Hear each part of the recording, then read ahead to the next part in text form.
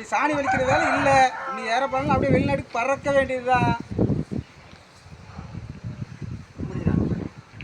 ஏனுங்க எதுங்க நான் வெளிநாட்டு போறதுக்கு ரெடி ஆயிடுச்சுங்க. ஏர்போர்ட்டுக்கு வர போகணுங்க.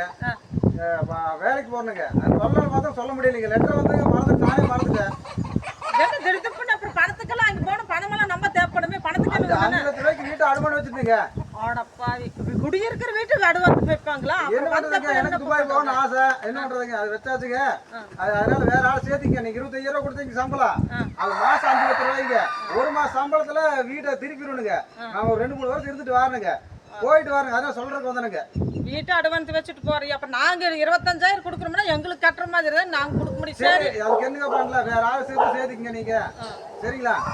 போயிட்டு வரணுங்க. சரி, ஒருத்தருக்கு ஒவ்வொரு ஆசை இருக்கு. சரி போயிட்டு எப்படியும் நாங்க சமாளிச்சுக்கிறோம். சரி வாருங்க. சரி போயிட்டு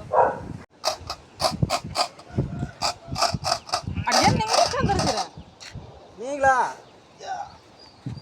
ஏனுங்க இப்படி வந்து இந்த நிலைமை கோயில் வாசல்ல வந்து உட்காந்துருக்குற? இப்படி என்ன பண்றது? வெளிநாடு போகலான்னு சொல்லி கூட்டி போனாங்க. மெட்ராஸ் கூட்டி போய் எல்லாம் மீட்டிங் போட்டு அங்க வர சொன்னாங்கன்னு சொல்லி அங்க போனாங்களா. அங்க போனதுக்கு பணத்தை ஏமாத்திட்டு விட்டாங்க. சீரலும் சின்ன பட்டு தடம் தெரியாம இங்க வந்துட்டுங்க. ஊருக்குள்ள போனா கடங்கார பிரச்சனை சரியான பிரச்சனைங்க. அதுக்கு என்ன பண்றதுங்க? நான் இங்க வந்து உட்காந்துக்கிறேன். என்ன பண்றதுங்க? நிலைமை இது மாதிரி ஆகி போச்சு. எல்லாம் என்ன பண்றது? இப்படி பண்ணுனா என்ன பண்றது? தப்பு சொல்றதுக்கு எந்த வழியும் இல்ல. சரி, நீ என்ன பண்றியாமா? போய் துணி எடுத்து போட்டுட்டு காலுக்கு நல்ல செருப்பு எடுத்து போட்டுக்கிட்டு பண்ணைக்கு வந்து சேரு. சரி வந்துடுறேன். சரி வா, நான் கோயிலுக்கு போய் சாமி கும்பிட்டு வார். சரி சரி. ஏனுங்க வந்துட்டீங்களா? ஆளு வேற சேர்த்திட்டீங்களா? ஆளுகளும் யாரும் சேர்த்துல. அதான் நேற்று கோயில பார்த்து சொன்னல வந்துருவீங்க. தைரியம் என்ன பண்றதுங்க? நிலைமை இப்படி ஆகி போச்சுங்க. அதனால சரி வேலை இருக்கா இல்லையான்னு கேட்டு போட்டு போகலான்னு வந்தனுங்க. இவங்களுக்கு வேற பணம் வேற வட்டி பணம் கொடுக்கணுங்க. வீட்டுக்கு வேற வீடு இருக்கிறதுக்கு வீடும் இல்லைங்க. என்ன பண்றது தெரியலைங்க. அதான் சரி பார்த்து போட்டு போகலான்னு வந்தேன். சரி சரி. இல்ல நான் ஆளெல்லாம் யாரும் கூப்பிடல. சரி உன்னை பார்க்கலாம்னு தான் வந்தேன். சரி, இந்தப்பா இதுல வந்து 5 லட்சம் ரூபாய் பணம் இருக்குது. தனியா 10,000 வச்சிருக்கிறேன். வட்டி எவனோ ஒண்ணு கொடுத்துட்டு இந்த 5 லட்சத்தையும் கொடுத்துட்டு வட்டி எவனோ தனியா கேட்டு கொடுத்துட்டு மிச்ச பணத்துக்கு ஜாமான வாங்கி வீட்டுல போட்டுட்டு நாளையில இருந்து நீ வேலைக்கு போ. சரியா? சரி சரி. என்ன பண்றதுங்க பாருங்க, பிரச்சனை எல்லாம் ஏகப்பட்டுங்க.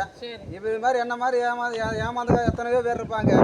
சரி மாடு பார்த்துட்டு இருந்தா கூட மாடு தான் எல்லாமேங்க.